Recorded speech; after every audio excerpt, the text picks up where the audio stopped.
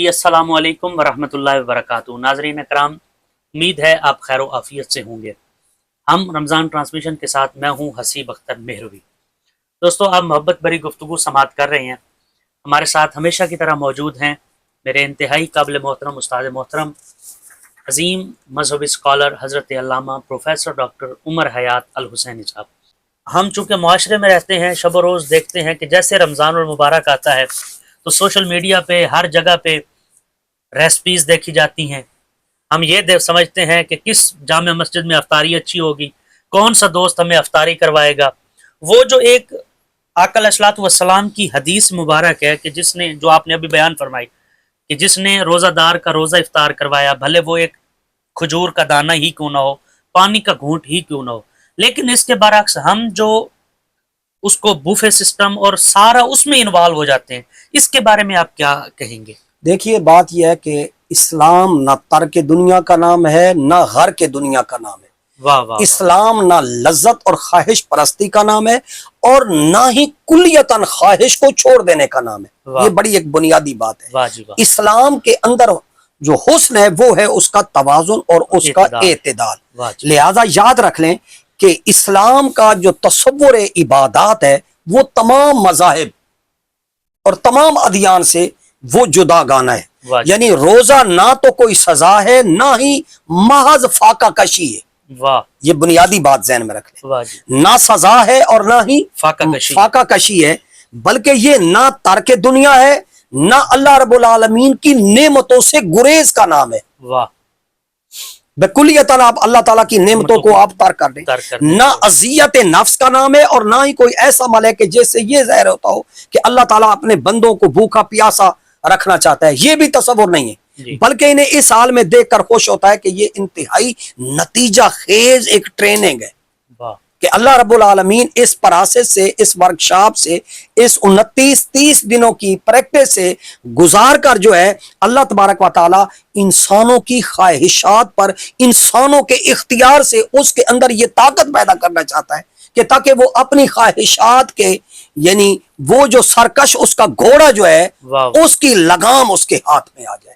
वो एस्पिरिट, वो ताकत, वो कुव्वत, वो एनर्जी जो है, वो सलाहियत जो है, वो काबिलियत जो है, वो जोर जो है वो उसके हाथों में आ जाए कि लिहाजा वो अपनी ख्वाहिशात के सामने जो है वो सरनगू ना हो और वो लंबा ना हो जाए अपनी ख्वाहिशात के सामने और दीन को तर्क करने वाला ना बन जाए, बल्कि जो तालीमात, जो हिदायत अल्लाह और उसके रसूल ने दी हैं, लिहाजा अगर उनको देखें तो रोजे का अमल जो है वो मुशक्कत बराए मुशक्कत नहीं है। ये बड़ी अहम बात अर्ज कर रहा हूं। इस्लाम की जो तालीमात रोजे के बारे में है वो मुशक्कत बल्कि सबर बराए अजर है।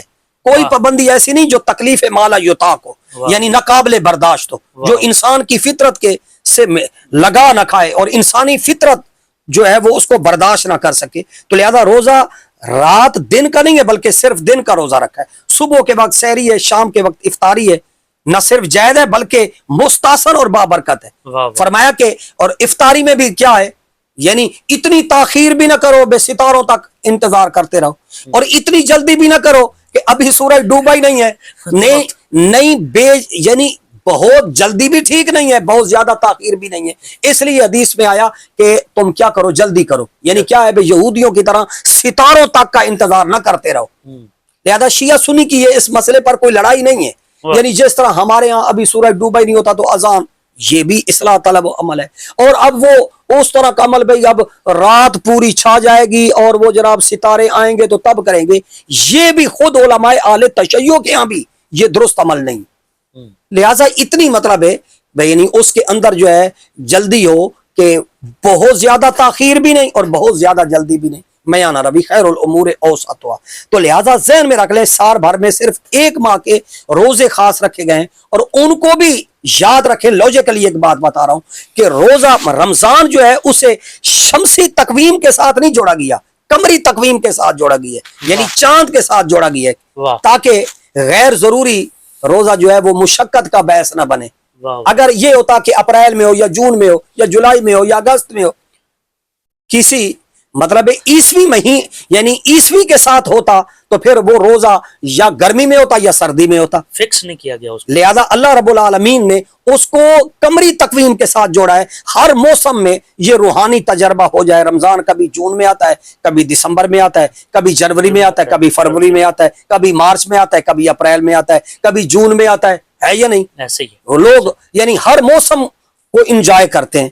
तो लिहाजा कब याद ये रहे कि हल्के फुल्के मौसम में जैसे मार्च अप्रैल है, जिस तरह अब आ रहा है, तो लिहाजा अब बहुत जो बूढ़े हैं उनके लिए माफी है, जो मरीज हैं उनके लिए माफी है, और जो दूध पिलाने वाली औरतें हैं उनके लिए भी तखफीफ का हुक्म है। तो लिहाजा बाज के लिए बिल्कुल माफी है और बाज सूरतों के लिए कज़ा है। रोजे के दौरान सिर्फ 3 चीजें ममनू है, खाना पीना और औरत के साथ मेल मिलाप, ये मना किया गया है। लिहाजा बाकी मामूलात पर रोजे की हालत में किसी किस्म की कोई कदगन, कोई पाबंदी नहीं है। रोजा यानी वो दिन भर, ये नहीं है कि आप घूंघट निकाल के रखें है और अपना मुंह लपेट के रखें, ना ही अफसुर्दा रहें, ना ही पज मुर्दा रहें।